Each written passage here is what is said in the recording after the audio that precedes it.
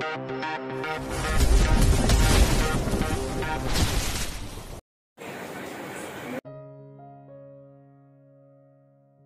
16. CEO pura-pura miskin. Nizam berada di galeri milik taraf plus kantornya. Ini berbeda dengan galeri dan kediaman yang waktu itu didatangi oleh Santiago. Ya, itu adalah tempat kamuflase yang digunakan taraf untuk mengecoh semua orang yang ingin merusak ataupun mencuri karya yang ia buat. Maka dari itu waktu itu Pelmo anak buah Santiago merasa heran mengapa banyak lukisan yang sepertinya belum selesai. Semua lukisan itu memang benar punya taraf, tapi itu adalah lukisan gagal, atau lukisan yang dibuat saat taraf kehilangan moodnya sehingga tidak ada yang selesai. Bodoh banget sih tuh orang. Ambil aja tuh The Beautiful Golden Sunset palsu. Kalian gak akan dapat apapun dari lukisan itu hahaha. Tawa Nizam sungguh jahat sekarang ini. Ya dia amat sangat puas dengan apa yang ia lihat waktu itu. Ternyata perasaan Pelmo waktu itu tidak salah ketika dia merasa bahwa dirinya diawasi. Orang itu adalah rekan Nizam yang bernama Luhan. Luhan adalah rekan Nizam yang juga sudah lama bekerja untuk taraf. Jika Nizam bergerak untuk menangani bagian administrasi layaknya seorang ajudan sekaligus asisten pribadi, maka Luhan bergerak seperti pengawal pribadi dari taraf. Dan hilangnya taraf waktu itu membuat Luhan frustasi. La merasa sangat bodoh karena tidak mengikuti feelingnya untuk mengikuti taraf. Han, buset deh senyum napa. Mukamu asem. Bekerjalah dengan senyuman Han. Kamu mah enak bilang gitu karena udah ketemu bos, iha aku. Luhan kembali murung, rasa bersalahnya masih begitu besar membelenggu dirinya. Pelak, Nizam menepuk punggung sang rekan. Ia lalu mengatakan bahwa semua sekarang sudah baik-baik saja. Dan Luhan tidak perlu merasa bersalah seperti itu lagi karena taraf juga tidak mempermasalahkannya. Semua ini bagian dari musibah Han, siapa sangka bos akan dijebak. Dan anehnya waktu bos terakhir pergi dia juga nggak bilang sama kita. Klien yang meminta bos datang sama sekali nggak ada menghubungiku lebih dulu. Bukannya biasanya semua lewat aku ya. Inilah yang Nizam pikirkan dari kemarin. Dia mencoba mengacak-acak ponsel dan surat elektronik miliknya, namun sama sekali tidak menemukan siapa yang membuat janji dengan sang bos. Sedangkan Luhan, dia pun sama. Pada saat taraf pergi, dia sama sekali tidak diizinkan untuk ikut. Taraf mengatakan bahwa dirinya tidak akan lama karena hanya akan membahas mengenai apa yang diinginkan orang yang mengundangnya. Han, coba cek ke pelabuhan. Pada tanggal itu kapal pesiar mana yang menepi dan mengangkut penumpang? Aku udah cek Zam, ada 2 kapal. Tapi aku nggak bisa cek sistem keamanan di sana, karena nggak dibolehin. 2. Nizam memukul meja di depannya dengan sangat keras. Matanya melotot ke arah Luhan dan hampir saja ia melayangkan sebuah pena ke kepala rekannya itu. Nizam saat ini geram kepada sang teman. Tapi apa mau dikata, Luhan memang lebih bisa diandalkan ototnya ketimbang otaknya. Kapan kamu nyari nama kapal-kapala itu Han? Sekitar 2 atau 3 minggu yang lalulah. Nizam benar-benar kesal dengan rekan kerjanya itu. Dia bangkit dari duduknya dan segera keluar dari kantor. Luhan memanggil dan mengejar Nizam tapi ia acuh. Hingga keduanya naik mobil, dan Nizam langsung membawa mobilnya dengan cepat. Mau kemana? Ke tempat Tuan Nayaka. Semua gara-gara kamu yang lemot sumpah. Pengen kuhih kamu ini. Luhan menatap datar ke arah Nizam, Ia sama sekali tidak mengerti mengapa temannya itu terlihat kesal. Tapi Luhan tetap mengikuti Nizam. Terlebih mereka katanya mau ke tempat di mana Nayaka berada. Berarti adalah markas Wild Eagle, dan Luhan senang jika datang ke tempat itu karena dia akan sedikit menggerakkan badan bersama para anggota Wild Eagle. Sesampainya di sana Nizam langsung masuk, dan beruntung Nayaka juga sedang ada di sana. Secara singkat Nizam mengatakan tentang penemuan yang baru saja ia dapatkan dari Luhan. Di mana ternyata apa yang dikatakan oleh Nizam sama dengan dugaan yang Nayaka punya. Nama dua kapal yang disebutkan Nizam sama dengan kapal yang sedang berusaha diselidiki oleh Nayaka. Lalu, apakah sudah terlihat hasilnya Tuan? Nizam sangat penasaran, karena dia ingin segera tahu siapa yang saat ini mengincar sang bos. Hasilnya tidak terlalu signifikan, karena dua kapal itu merekam sosok taraf secara bersamaan. Tanggal, jam, bahkan menit dan detiknya pun sama. Apa? Nizam mengacak rambutnya kasar. Ini seperti mencari tumpukan jarum dalam jerami. Tapi apapun itu ia harus segera melaporkannya kepada taraf dan Nayaka setuju akan hal tersebut. Siapa tahu dengan rekaman kamera pengawas yang menampilkan sosoknya itu bisa membuatnya ingat. Tuan, apakah kita perlu datang ke tempat di mana dua kapal itu berada? Tenang aja, aku udah ngirim anak-anak ke sana.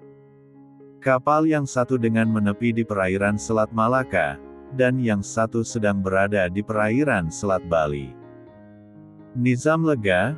Memang sepupu dari bosnya ini bisa diandalkan untuk hal-hal seperti ini. Peletak.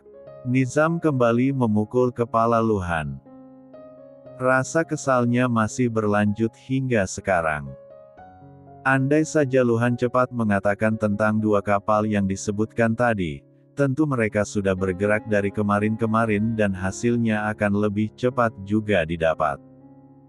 Zam, udah dong jangan mukul terus. Habisnya kamu ngeselin sumpah. Hufet. Nayaka hanya terkekeh geli melihat dua anak buah kakak sepupunya itu. Tapi dia cukup senang dan bangga karena keduanya masih setia terhadap tuan mereka meskipun saat ini sedang tidak ada di tempat. Akan tetapi ekspresi wajah Nayaka seketika berubah saat mendapat sebuah pesan dari anak buahnya. Dua dari orang yang ia tugaskan pada masing-masing kapal memberi kabar secara bersamaan. Sial, mereka rapi banget ngelakuinnya. Aku jadi penasaran, siapa orang yang ada di balik ini semua. Wajah Nayaka mengeras, baru kali ini dia menghadapi sesuatu yang menurutnya sedikit sulit. Benar ucapan yang menyebar di masyarakat bahwa tidak sesuatu yang sempurna dan kali ini Nayaka merasakan hal tersebut. Ia mengalami kebuntuan. Kita harus benar-benar nunggu abang buat inget apa yang terjadi di kapal itu, celetuk Nayaka. Memangnya ada apa tuan?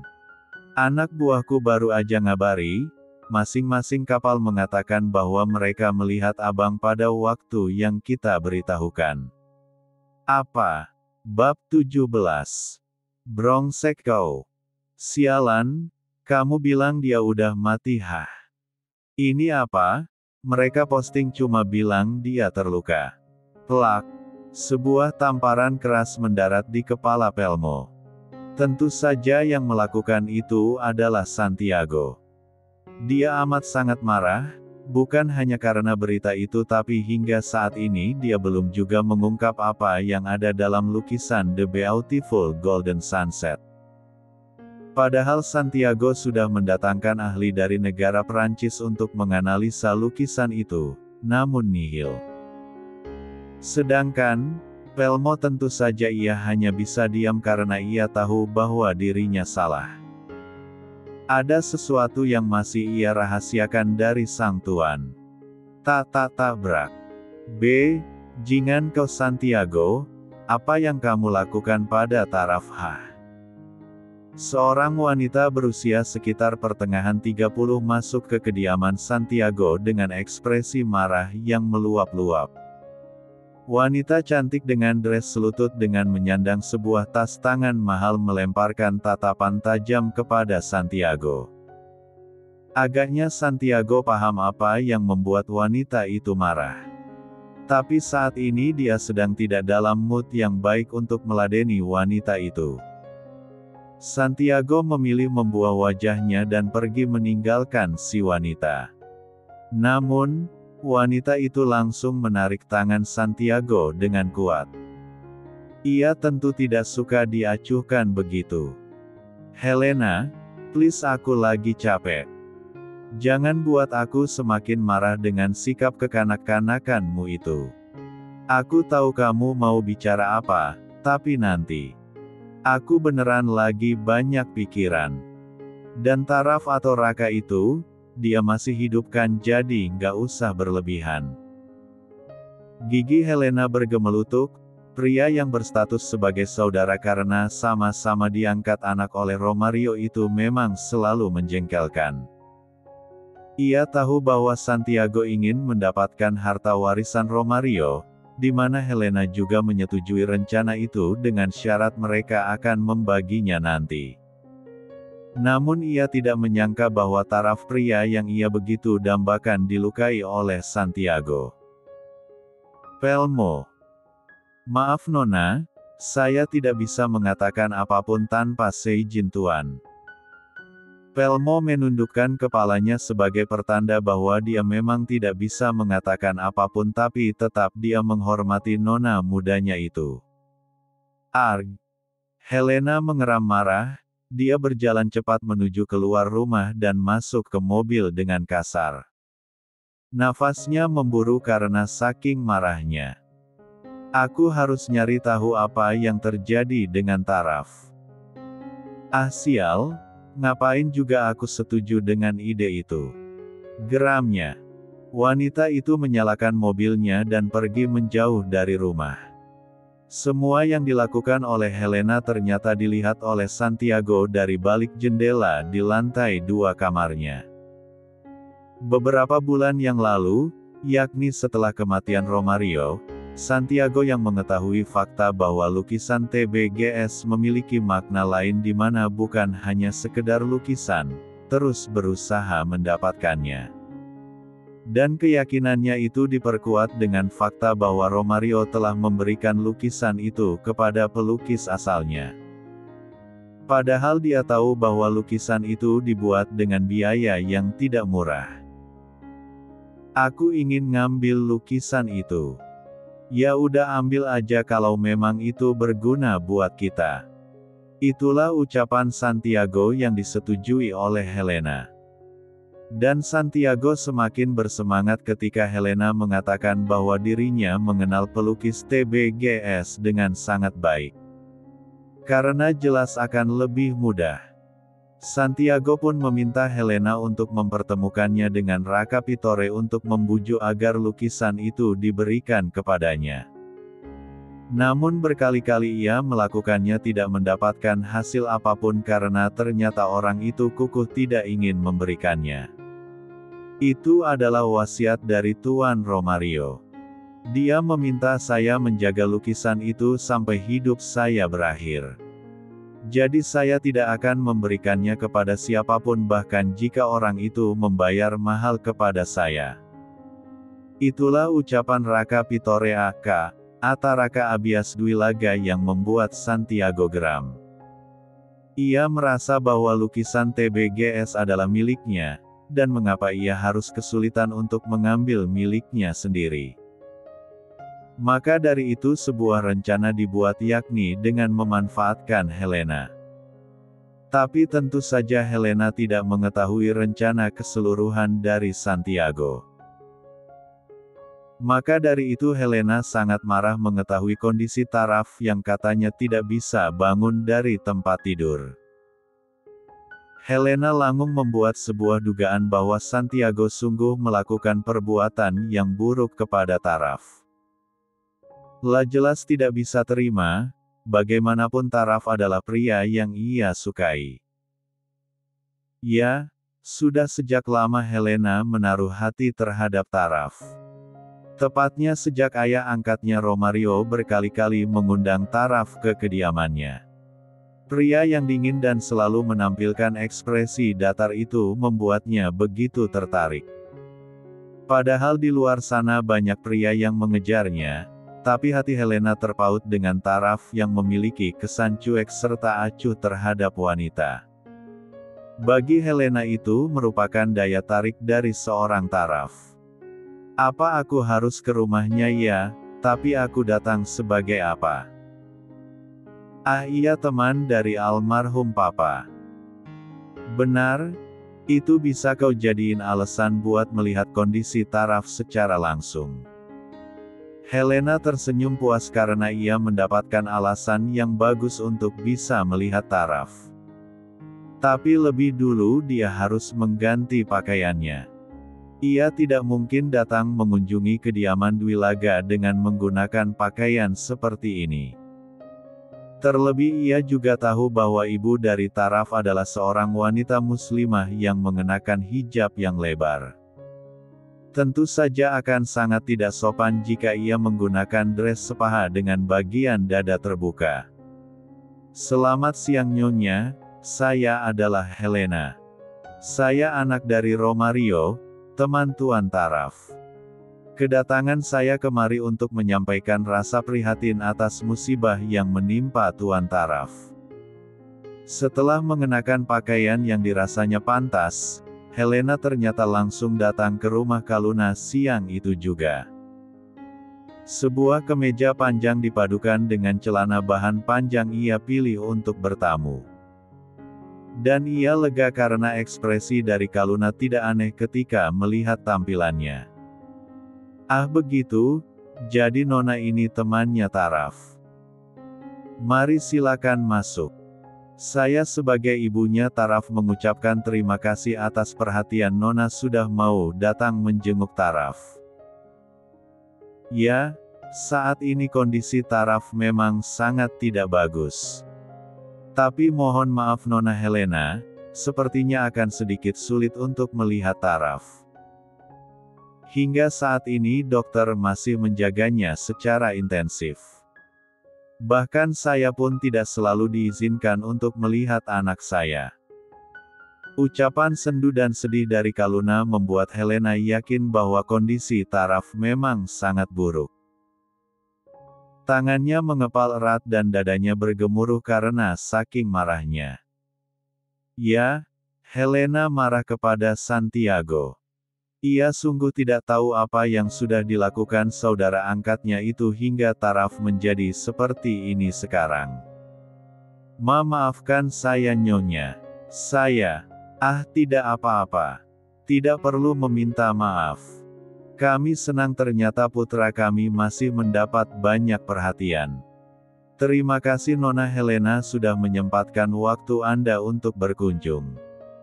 Tidak, aku sungguh minta maaf karena apa yang terjadi pada Taraf saat ini karena aku ikut andil di dalamnya. Sungguh aku minta maaf. Helena mengucapkan hal itu dalam hatinya. Kepalanya menunduk dalam, hampir saja air matanya jatuh.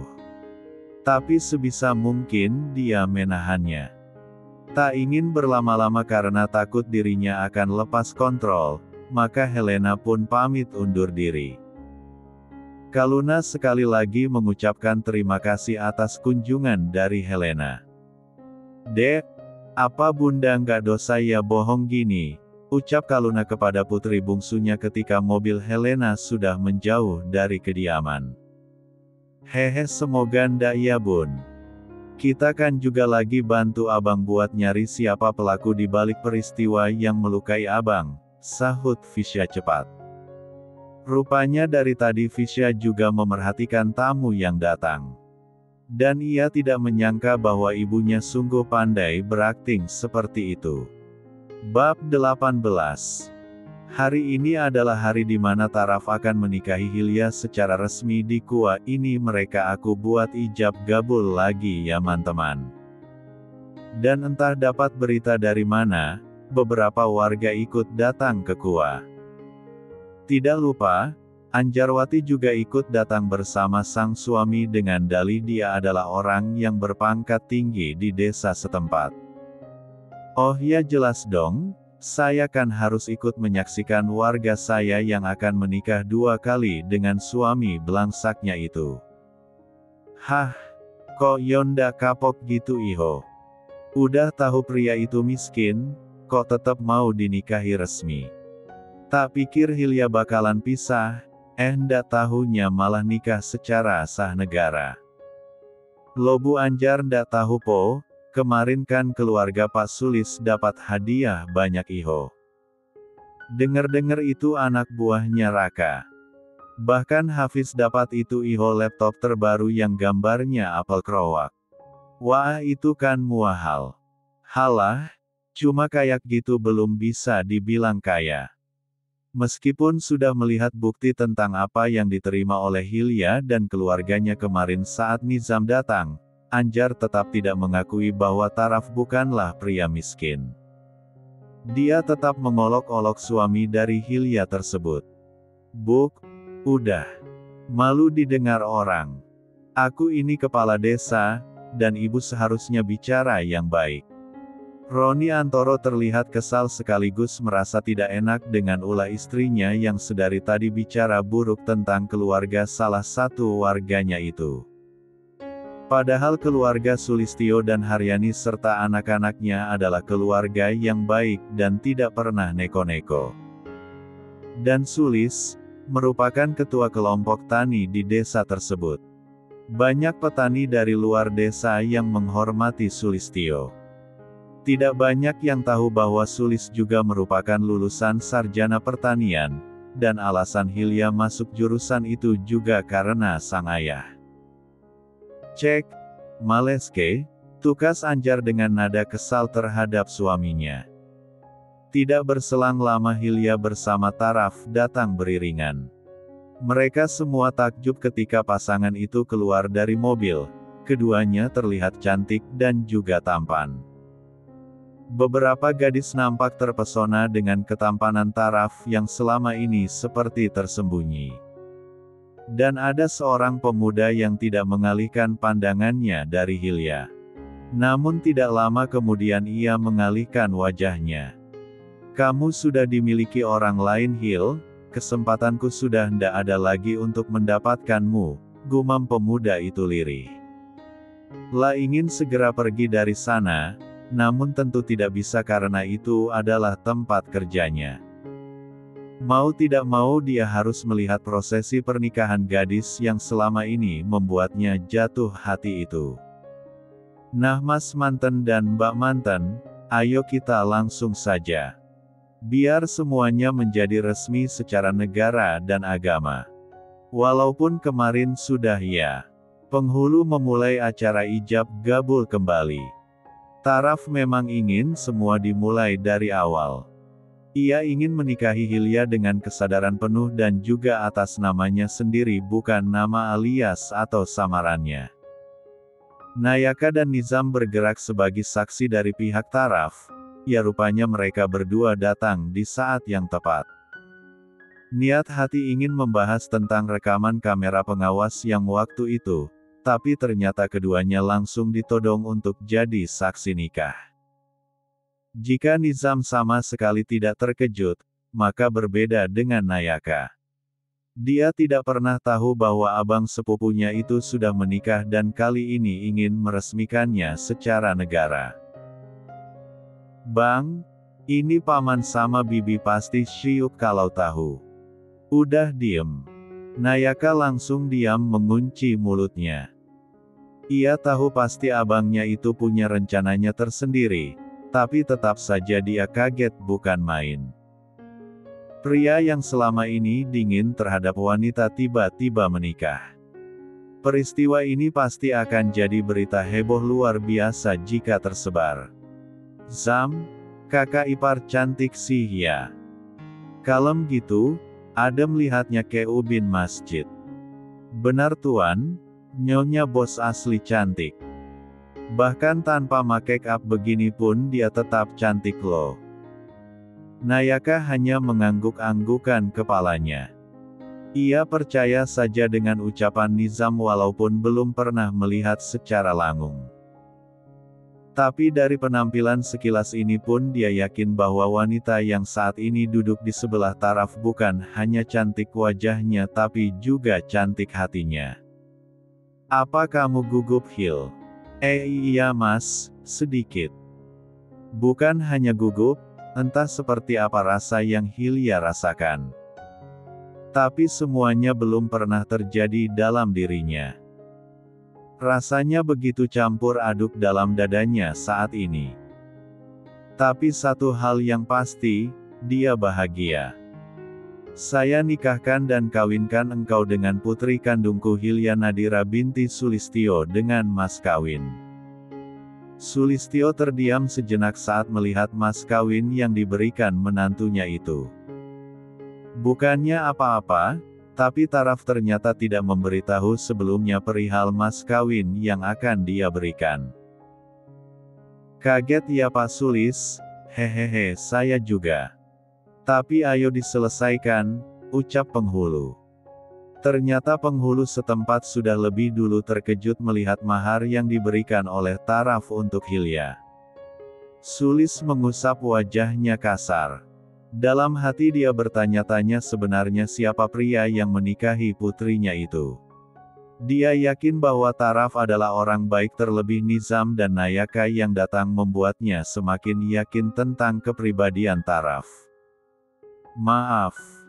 Mari kita ulang, saya nikahkan dan kawinkan engkau Taraka Abias Dwilaga dengan putri kandungku Hilya Nadira dengan mas kawin uang sebesar 1 miliar rupiah dibayar tunai. Saya terima nikah dan kawinnya Hilya Nadira binti Sulistyo dengan mas kawin tersebut, tunai. Sah. Hanya Nayaka dan Nizam Yuang mengucapkan kata, sah, disusul Yani dan Hafiz, sedangkan yang lain sibuk berkata, wah, karena mendengar mas kawin yang diberikan oleh taraf. Hilya pun terhenyak, dia bahkan tidak bisa mengontrol ekspresinya. Mas kawinnya udah aku transfer ya Hil, dan yang di figura itu hanya simbolis aja. Tapi mas. Hilya tergagap, ia sungguh tidak tahu berapa banyak kekayaan yang dimiliki suaminya itu sehingga dengan mudahnya memberi mahar yang baginya sangat tidak masuk akal. Sedangkan Nayaka dan Nizam hanya tersenyum simpul melihat ekspresi orang-orang yang ada di sana. Bukannya berlaku sombong tapi setelah mendengar banyaknya cemoohan yang terlontar dari mulut mereka kepada taraf dan Hilya dengan telinga mereka sendiri, membuat keduanya berbangga hati ketika taraf membungkam mulut mereka sekarang dengan hal tersebut. Abang dilawan, lihat tuh Zam, muka mereka pada kecut bener. Benar tuan, biar pada kapok itu. Habisnya punya mulut kok ya jahat-jahat. Nah apalagi ibu-ibu yang seperti toko mas berjalan tuh, dia langsung pucat tuan. Dan akhirnya kabur.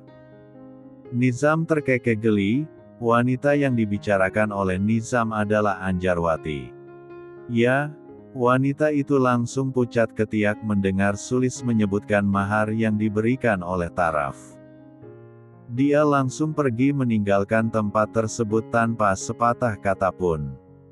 Proses penandatangan buku nikah berlangsung cepat dan kini taraf dan Hilya resmi menjadi suami istri secara agama maupun negara.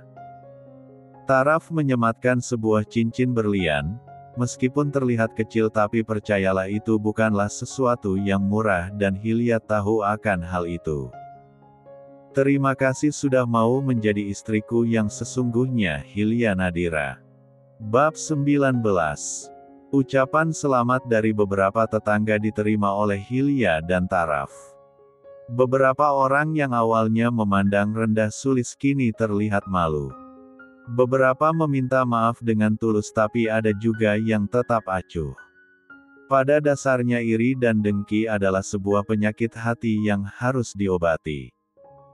Dan semuanya kembali pada hati masing-masing. Beberapa tampak sadar tapi sebagian kecil lagi ada yang tidak. Sulis tentu tidak ambil pusing dengan hal tersebut, yang terpenting adalah kebahagiaan keluarganya. Namun dia tetap harus bertanya mengenai keluarga dari sang menantu. Pasalnya mengapa yang datang hanya adik sepupu dan bukannya kedua orang tua dari taraf. Karena tidak ada acara apapun, pernikahan Taraf dan Hilya pun berakhir ketika mereka kembali ke rumah. Tapi ternyata Nayaka membeli banyak makanan untuk orang rumah makan. Yani dibantu oleh Hilya menyiapkan makanan-makanan itu di dapur. Satu persatu Hilya memindahkan makanan yang masih ada di dalam kanton ke piring. Nduk, ganti bajumu dulu sana sekalian luhuran, sholat luhur. Ah iya Nduk, mulai hari ini berarti kamu tidur di kamarmu sama suamimu. Kalian sudah sah sepenuhnya dan sudah jadi tugasmu melayani suamimu dengan baik. Ibu doakan pernikahanmu menjadi sakinah mawadah dan warohmah. Hilya memeluk Yani dengan erat. Atmosfer saat ini tentu sangat berbeda dengan atmosfer saat 2 bulan yang lalu. Karena pernikahan yang sekarang benar-benar Hilya akan memasuki gerbang kehidupan yang baru. Ibadah terpanjang dalam hidup yang mana pasti banyak suka dukanya. Bahkan Hilya sudah menyiapkan dirinya jika suatu hari Taraf membawanya pergi dari rumah. Walaupun ia yakin itu pasti akan sangat berat untuk hatinya. Namun salah satu tugasnya sebagai istri adalah ikut kemanapun suaminya pergi jika memang suaminya menginginkan hal tersebut. Udah, ndak usah nangis. Buruan ganti baju, kasihan itu udah pada lapar pasti. Enjih Bu. Tidak banyak yang bisa Hilya katakan. Tapi setidaknya rasa yang ada dalam hatinya tersampaikan kepada Yani. Tok tok tok, Mas. Ini aku. Ah iya? Masuk Hil. Nggak aku kunci kok. Hilya mengetuk pintu kamarnya sendiri. Sudah lama dia tidak memasuki kamarnya itu, membuatnya begitu canggung saat melangkahkan kakinya ke dalam. Terlebih di sana ada seorang pria yang kini benar-benar jadi suaminya. Jika boleh jujur, Taraf adalah pria yang tampan dan juga memiliki perawakan tinggi yang membuat para wanita menyukainya. Kulitnya yang halus, sudah menjelaskan bahwa pria itu bukanlah orang yang bekerja di bawah paparan sinar matahari seperti dirinya. Ya, dia adalah pelukis. Tidak mungkin dia akan melukis di bawah teriknya sinar matahari bukan. Berbeda dengannya yang menggunakan cangkul, sabit dan lain-lain untuk menggarap tanah. Sini duduk, ada yang mau aku omongin sama kamu. Taraf meraih tangan Hilya dan menariknya untuk duduk di sebelahnya. Tapi Mas, aku punya pertanyaan dulu. Mengapa Mas benar-benar menikahiku? Aku pikir, Mas akan segera kembali setelah bertemu dengan Mas Nisam. Karena aku mencintaimu. Deh. Jantung Hilya berdegup kencang. Ia tidak pernah menyangka bahwa jawaban itulah yang keluar dari mulut Taraf. Meskipun waktu itu dia juga sudah mendengarnya, tapi tetap saja Hilya tidak bisa mengontrol hatinya saat Taraf mengucapkannya. Iya Mas, waktu itu udah bilang gitu ke aku, tapi aku kan hanya wanita yang hidup di desa kecil begini. Pekerjaanku juga berkebun yang tiap hari panas-panasan. Aku ngerasa nggak sele. Kap. Taraf menghentikan ucapan Hilya dengan mencium bibir istrinya itu. Dia tahu apa yang akan dikatakan Hilya, dan sungguh ia tidak menyukainya. Level seseorang tidak ditentukan oleh harta yang dimiliki, bukan bergengsinya pekerjaan yang dipunya apalagi wajah rupawan. Semua itu hanyalah secara lahiriah atau duniawi. Yang terpenting adalah hati. Bagi taraf, hati adalah hal terpenting. Kebaikan hatilah yang membuat taraf jatuh cinta kepada Hilya meskipun waktu pertemuan mereka sangatlah singkat. Lagi pula dirinya sudah kaya sejak dulu, bukannya sombong. Menjadi pelukis dari usia 5 tahun, uang yang dimilikinya lumayan banyak. Jadi untuk apa lagi dia mencari istri yang memiliki kekayaan yang sama, itu hanya akan membuatnya pusing untuk menghabiskan uangnya. Itulah isi kepala taraf. Tapi pada intinya bukan itu. Taraf memang sungguh mencintai Hilya mau apapun kondisi istrinya. Mas, jika kamu ngomong yang aneh-aneh lagi aku akan menciummu seperti ini. Dan aku nggak peduli kita berada di mana, aku akan tetap menciummu. Nah sekarang ganti baju dulu, baru kita bicara. Wajah Hilya memerah mendengar ancaman yang sebenarnya bukan sebuah ancaman itu. Ia pun bergegas mengambil baju dari lemari dan membawanya ke kamar mandi. Hilya masih merasa malu untuk mengganti baju di depan Taraf. Dan Taraf hanya tersenyum saja melihat tingkah lucu istrinya itu. Tapi setelah menunggu lumayan lama, Hilya tidak kunjung keluar juga dari kamar mandi. Hal tersebut membuat Taraf sedikit khawatir. Dia bangkit dari duduknya dan hendak mengetuk pintu kamar mandi, tapi ternyata sudah muncul saat Taraf mengangkat tangannya. Kupikir kamu pingsan di dalam. Taraf berseloroh, dia melihat Hilya menundukkan wajahnya. Itu sedikit membuat Taraf bertanya, ada apa dengan istrinya itu? Kamu kok nunduk terus? Ucapnya lagi. Aku nggak pakai hijab mas. Taraf baru menyadari bahwa Hilya hanya menggunakan gaun yang dipakainya tadi untuk menutupi rambutnya. Taraf lalu tersenyum, tingkah istrinya saat ini begitu menggemaskan bagi dirinya. Sayang, aku adalah suamimu. Jadi semua dalam tubuhmu saat ini halal untuk kulihat. Bukankah begitu? Iya. Nah kalau begitu biarkan aku melihat rambutmu yang indah ini. Lalu sekarang mari duduk. Ada sebuah hal penting yang aku harus ucapkan. Deh. Ketenangan yang ditampilkan Taraf hanyalah di wajahnya saja. Padahal dadanya saat ini berdegup kencang saat melihat tampilan Hilya yang belum pernah ia lihat sebelumnya. Rambut hitam legam dengan panjang sepunggung dan bergelombang itu menambah kesan cantik dari istrinya. Sungguh jika seperti ini dia pun tidak rela jika pria lain melihat Hilya yang seperti ini. Jadi mas mau ngomongin apa? Hilya aku adalah Taraka Abias Dwilaga.